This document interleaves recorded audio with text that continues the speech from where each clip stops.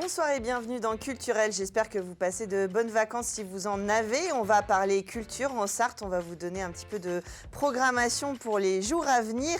De photographie, on va parler bien sûr avec les photographies qui est le off à la galerie éphémère, mais aussi le premier festival de photographes de chambre de rue avec l'atelier Maliko à Sablé-sur-Sarthe. On en parlera dans un instant. On parlera aussi de carnaval. Et bah oui, c'est l'époque. Ce sera avec l'espace Célia. Dans un instant, on parlera avec Olivier Drone du Boucan des Arts. Il s'installe au musée de la musique mécanique de Dolon, pardonnez-moi, et le Printemps des poètes sur le thème de la grâce, c'est sur le territoire des pays de la Haute-Sarthe en fin d'émission. Voilà, on les retrouve tout de suite dans Culturel.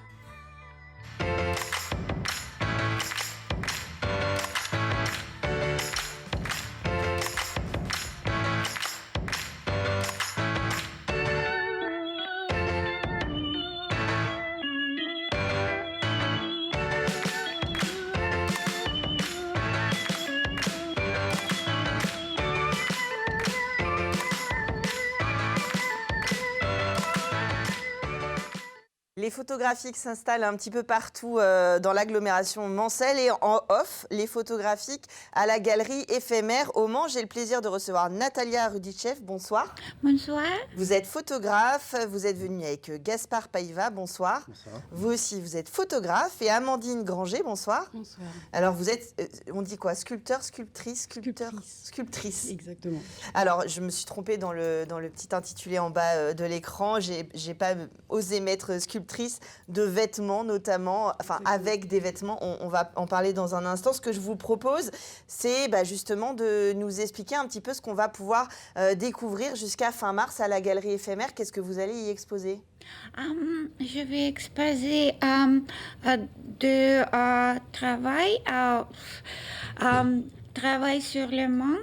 C'est cyanotype tanné au thé avec l'or liquide. C'est une série de 10 images. J'ai visité beaucoup le Mans. Cette ville est très beau. Il m'inspirait pour créer ce travail. J'exposais aussi mon projet Miracle. Ce projet a célébré la beauté d'une vie parfaitement imparfaite, la préciosité des moments partagés, l'avancée de la vie, la vulnérabilité d'être amoureux, tout ce que fait la vie vaut la peine d'être vécu. Je suis une poète qui crée des haïkus depuis toujours ainsi qu'un photographe. Un miracle est ma façon d'écrire visuellement des haïkus. L'utilisation du noir et blanc sur ce projet me permet de me concentrer sur les éléments tels que les textures, les formes et la composition. Chaque image est une invitation à chérir en l'ici et maintenant suspendu entre le futur et le passé. L'impression de ce projet a été créée en transparent, un transfert de l'encre d'un transparent sur du papier aquarelle H88. À l'aide d'un médium de transfert à base d'alcool. Les techniques de transfert complètent l'idée d'une transition à douceur vers le domaine des épiphanies personnelles que j'invite mes spectateurs à apprécier. Il y a un haïku, aube, je touche d'un souffle un souris naissant. Et ce projet a reçu une mention honorable au prix de la photographie Paris et au prix Julia Margaret Cameron pour les photographes, pour l'artiste photographe femme. Et les images ont été exposées à New York et à Barcelone.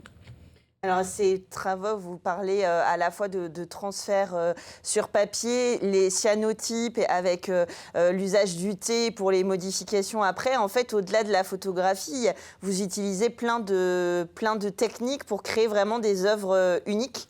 Ah oui, c'est tout le fait à la main et chaque impression est unique. Donc c'est vraiment un travail d'artiste, de tableau, presque. En fait, c'est une œuvre complète, comme vous disiez. C'est comme les poèmes, en fait. C'est vraiment une expression complète. Ce travail donc de Natalia, on le découvrira avec vos travaux. Gaspard Paiva, qu'est-ce qu'on va pouvoir découvrir à la Galerie éphémère vous concernant? Me concernant, ça sera donc ma série Essence, où j'ai voulu exorciser un petit peu le côté où la plupart des photographes, quand ils veulent prendre l'intimité de la femme, souvent c'est des nus. Et moi j'ai voulu capturer vraiment l'instant où le modèle oublie qui est à la photo, oublie tout, et en fait s'échappe de son corps, et à ce moment-là je déclenche. Et donc ça me permettait d'avoir quelque chose d'unique, qui est impossible à reproduire. Et donc j'ai voulu, on va dire, exorciser un petit peu cet aspect de la photo en créant cette photo en noir et blanc, qui pour moi me permet, quand les gens s'approchent, grâce au revêtement qui est dessus, de coloriser par eux-mêmes la photo en s'approchant de la photo. Oui, il y a une sorte de reflet, quelque chose qui se passe, une relation entre la personne qui regarde et puis l'œuvre d'art. Tout à fait. C'est fait exprès de façon à que la couleur soit apportée par les personnes qui vont se rapprocher du modèle, qui est tout seul, souvent sur la photo, et qui permet de ne plus être seul. Le fait qu'il n'y ait pas de cadre autour de la photo permet au modèle aussi de pouvoir s'échapper. Il n'est pas enfermé dans un cadre, comme par exemple tous les modèles qui aussi ont échappé un petit peu au carcan, on va dire, de la société. Et je voulais absolument avoir un poème qui puisse avoir le lien entre tous ces modèles. Donc j'avais réussi à demander auprès d'un urbanopoète à Tours, Xavier Guillon, de pouvoir me composer un poème où chaque phrase correspond à l'une des photos. D'accord. Voilà, donc le lien est fait avec cette suite où les gens pourront lire le poème et suivre, on va dire, la série. Voilà. Et avec une dédicace pour la dernière photo, qui est donc Nathan, qui est né sous Anne-Sophie.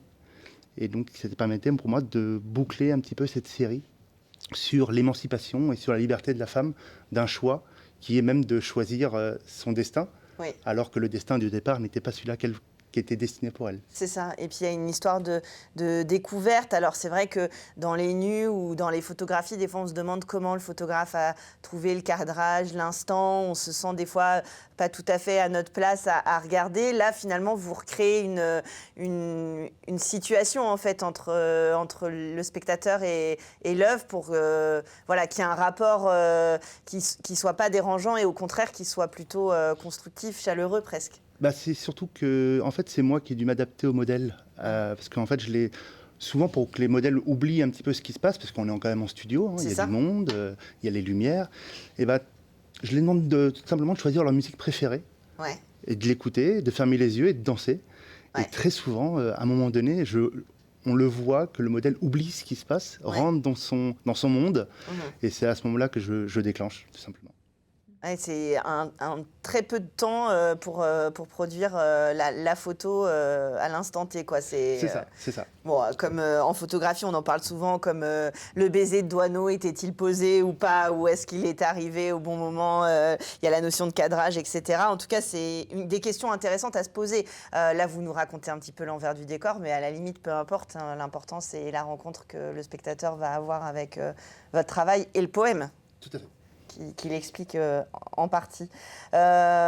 Donc deux photographes à découvrir avec des travaux bien spécifiques à la Galerie éphémère. Et puis Amandine Granger, vous êtes donc sculptrice.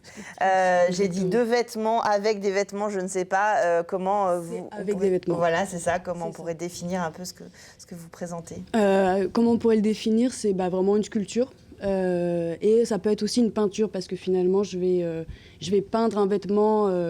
avec du ciment qui, au fur et à mesure, suite à un mannequin, va finir par durcir et du coup créer une forme d'un corps qui n'existe plus. Donc oui, je serai à la Galerie éphémère là, tout ce mois-ci avec 6 œuvres, toutes uniques parce que chaque vêtement est unique. Et donc voilà. Alors, ça veut dire qu'il y a une sorte d'empreinte de l'inexistence. Ça fait un peu penser à ce qu'on a retrouvé au Vésuve, où ils ont coulé des sculptures dans l'absence, dans l'espace disparu dans les cendres. Il y a quelque chose comme ça de capturer ce qui s'en va. C'est ça, exactement. Moi, je suis vraiment dans l'opposition un petit peu. Je vais créer du coup une présence dans l'absence, quelque chose qui n'est plus là. Donc, il va y avoir une opposition visuelle des spectateurs. Et c'est une espèce de vestige et de nostalgie de quelque chose qui a disparu, mais qui est pour autant toujours présent dans nos vies. Voilà. Oui, puis le vêtement est durci, donc finalement, vous lui enlevez sa première propriété de légèreté et de souplesse. C'est ça. L'objet qui était intimité devient un objet dur et contraignant finalement, et on ne peut plus le porter forcément. Donc voilà. En tout cas, des univers intéressants et puis à découvrir en regard les uns des autres. C'est ce que vous me disiez hors antenne, vous ne vous connaissiez pas en fait, vous découvrez avec cette exposition. Exactement. Vous allez après photographier un corps qui ressort des vêtements. Pourquoi pas. Il y a quelque chose à faire. En tout cas, sur l'empreinte, la boucle est bouclée. On a commencé avec Natalia. On a bien compris avec les cyanotypes et les transferts. Il y a quelque chose sur l'instant et puis sur la trace qu'on laisse qui vous relie peut-être tous les trois. Je tire un petit peu le fil. Mais en tout cas, des œuvres à découvrir à la Galerie Éphémère jusqu'au 31 mars. On peut vous découvrir au Mans, Grande Rue au Mans, Natalia Rudichev, Gaspard Païva et Amandine Granger. Merci d'être venue sur le plateau nous parler de cette exposition. Et nous, on continue aussi en photo et en carnaval tout de suite dans Culturel.